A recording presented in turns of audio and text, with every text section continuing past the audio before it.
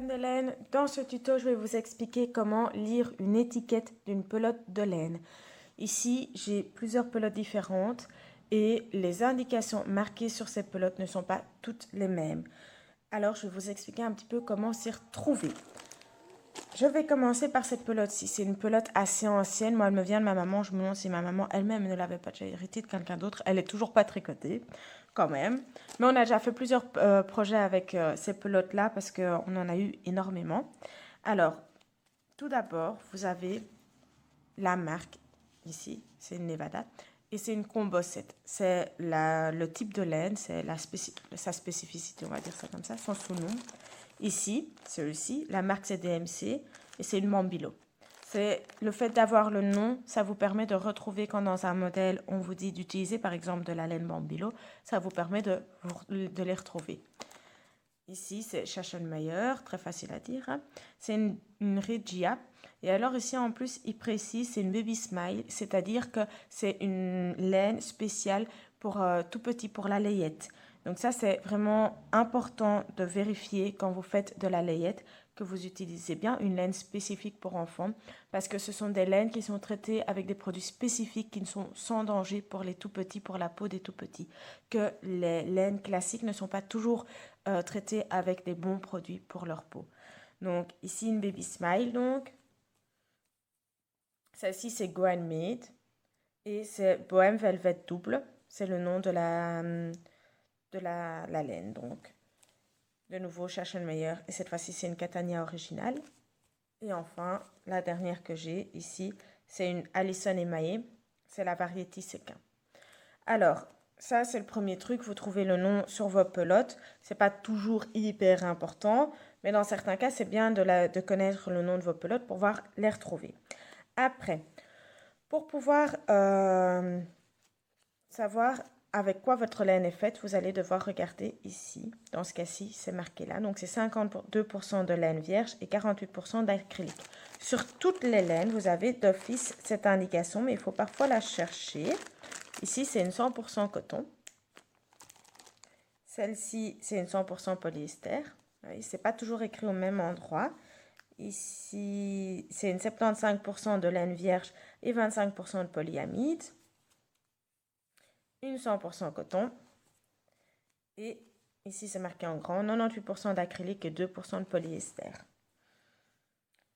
Après, là, on vient aux infos un petit peu plus intéressantes, importantes, je vais dire, parce que savoir ce qu'il y a dans votre laine, c'est bien, c'est pas mal, mais tout le monde n'y fait pas toujours attention. Parfois, on en a juste rien à faire. On aime bien le projet, on a juste envie de le tricoter. Alors, ici, vous allez avoir aussi les informations par rapport au poids et à la taille de votre pelote. Donc, 100 grammes. Et pour 100 grammes, vous avez 94 mètres. C'est important de le savoir parce que si vous changez de laine pour votre projet, il ne faut pas regarder au grammage de votre pelote, mais au mètre de vos pelotes. Donc, si vous devez avoir 10 pelotes de celle-ci, normalement, mais que vous voulez en utiliser une autre, vous allez avoir besoin de 940 mètres. Ne comptez pas que vous avez besoin d'1 kilo de laine, comptez le nombre de métrages. Parce que celle-ci, par exemple, fait 100 grammes pour 94 mètres, mais celle-ci, ici, elle fait 100 grammes pour 240 mètres. C'est déjà une différence qui peut être importante. Celle-ci fait que 50 grammes, mais on a quand même 125 mètres. Donc sur 50 grammes, on a une longueur plus grande que l'autre.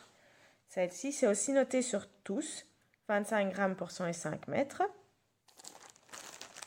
Celle-ci, 100 grammes, je ne sais pas si sur celle-ci, il marque les métrages. Si. Ici, c'est un peu plus particulier parce que la taille de votre aiguille va dépendre de la grosseur de votre boule. Donc, vous devez bien faire attention ici à la grosseur. Vous voyez, c'est une 20. C'est un coton spécifique, donc les infos ne sont pas marquées de la même manière que sur les autres pelotes. Donc, c'est une grosseur 20. Vous venez voir dans le petit tableau ici. On se réfère au 20 ici. On a à peu près 733 mètres de fil. Et ça se tricotera, enfin crochettera avec un crochet 1,25 ou 1,50. C'est un coton particulier. C'est du fil d'Écosse. C'est un coton qui est souvent utilisé pour faire, par exemple, des ronds de table ou c'est plus au niveau de la...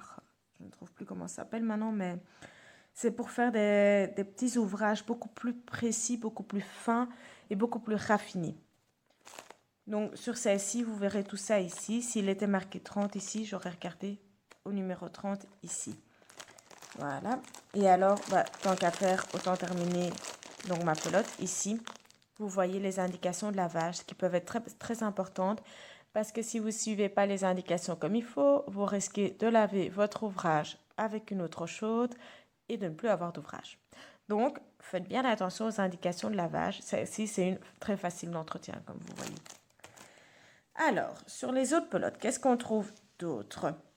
Donc, en dehors du fait qu'on a ici 100 grammes 94 mètres, on a ici en dessous des informations par rapport aux aiguilles à utiliser ou aux crochets à utiliser. Alors, vous voyez que là, j'ai beaucoup de tailles différentes. Celle-là est très complète. En taille américaine, il faudra des aiguilles ou un crochet numéro 9. En taille anglaise, numéro 4. Et en taille européenne, celle que nous, on utilise le plus souvent, des 6 mm. En général, nous, on se réfère plutôt à ce chiffre ici, en 6 mm. Donc, vous devez bien faire attention à bien regarder le bon chiffre, parce qu'évidemment, entre 6 et 9, il y a quand même une fameuse différence de taille. Donc, voilà. Et alors, ici, c'est plus compliqué de le lire parce que c'est pas très clair, je trouve, mais il est marqué votre échantillon. Donc, 12 mailles, ça vous fait 10 cm. C'est un échantillon, je trouve, qui n'est pas bien fait parce qu'il faudrait le nombre de rangs aussi, mais celui-là n'est pas indiqué. Mais donc, pour 12 mailles, on fait 10 cm. Et de nouveau, vos indications de lavage, qui sont donc très importantes. Ici, je reprends celle-ci. Vous avez de nouveau aussi les indications de lavage que l'on voit en tout premier. En dessous, donc, la matière. Et puis, quand on vient encore en dessous, on a donc 50 grammes, ça vous fait 70 mètres. On a la taille d'aiguille, donc needles, c'est marqué en anglais. Ça dépend où vous achetez vos pelotes, mais voilà, il y a des endroits où ils ne le marquent qu'en anglais. Mais donc, needles, c'est 4 à 6 mm. Donc, vous allez utiliser un crochet ou des aiguilles 4 ou 6 mm. Et alors, tension, c'est pour votre échantillon. De nouveau, donc 18 mailles. Stitches, c'est mailles. Donc 18 mailles pour 10 cm. De nouveau, je trouve que l'échantillon n'est pas bien marqué. Et alors, je ne voulais pas montrer sur celui-ci, j'aurais peut-être dû. Ici, vous avez item numéro. Et puis, vous avez un chiffre et light gray marqué en dessous. Donc, light gray, c'est la couleur. Le numéro ici, il est très important parce que si vous avez besoin de plusieurs pelotes pour réaliser un même ouvrage, c'est important de faire attention à avoir le même bain. Le numéro de bain a une très grande importance parce que si au lieu d'avoir le 1762-1, vous avez le 1762-2, la couleur sera peut-être un peu plus foncée ou un peu plus claire. Ça se verra peut-être pas. Vous aurez peut-être de la chance. Ce sera peut-être pas flagrant. Mais vous aurez peut-être pas de chance et ce sera peut-être justement flagrant.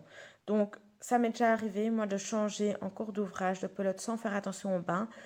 Et j'ai quand même vachement râlé parce qu'en fait, ça correspondait pas du tout et du coup, c'était pas joli.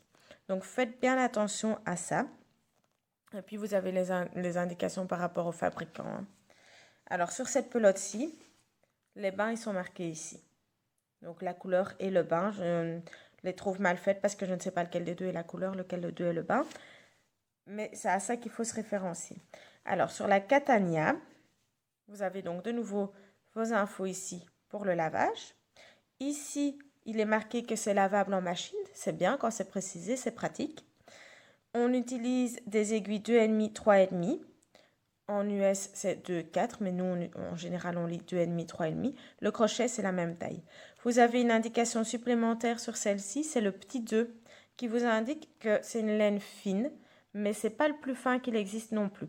Le plus fin, je vous montrerai sur la pelote suivante, en général, c'est une pelote numéro 1. Donc ça vous indique juste la taille de votre fil, si c'est un gros fil ou un petit fil. Et puis, vous avez ici votre échantillon de nouveau qui lui est bien noté parce que vous avez 36 rangs, 26 mailles. C'est bien, c'est pratique. Vous savez que pour 10 cm sur 10 cm, on a 36 rangs et 26 mailles. Et enfin, ici, pour faire un pull, vous allez avoir besoin de 500 grammes de cette laine-ci pour faire un pull 40. Sur celle-ci, justement, donc, je vous disais, le petit numéro 1 qui vous permet de savoir justement le type de laine que c'est. Donc, c'est une laine très fine.